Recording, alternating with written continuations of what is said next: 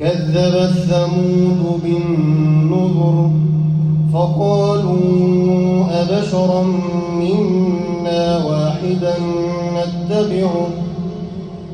أبشرا منا واحدا نتبعه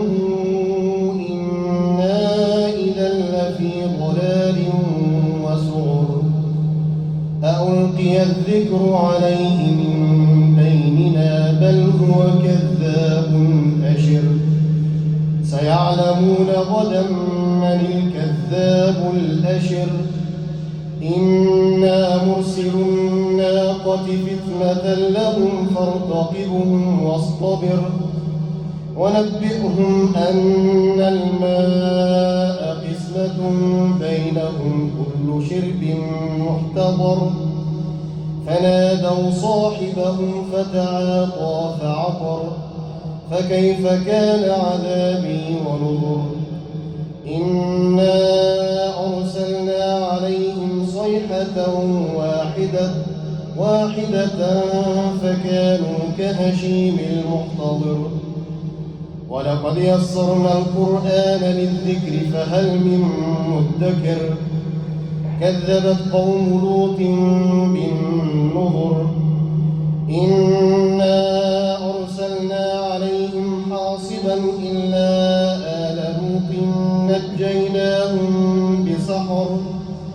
نعمة من عندنا كذلك نجزي من شكر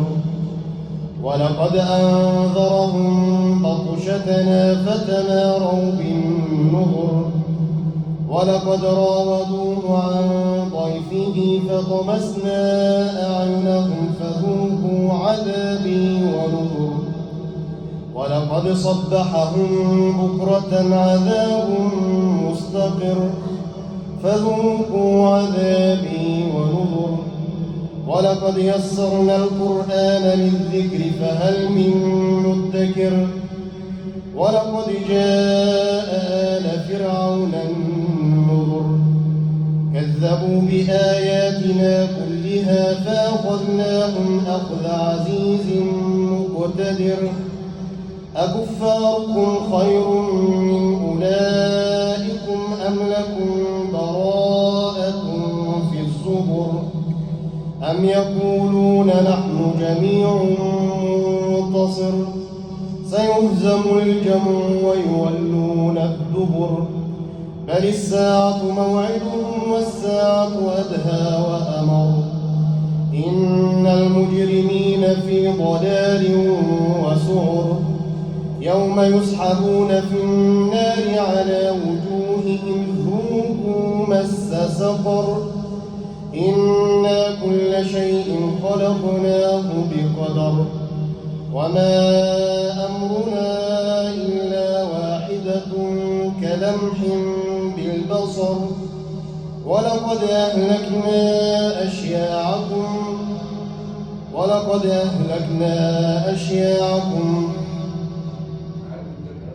ولقد أهلكنا أشياعكم فهل من مدكر وكل شيء فعلوه في الزبر وكل صغير وكبير مستطر إن المتقين في جنات ونهر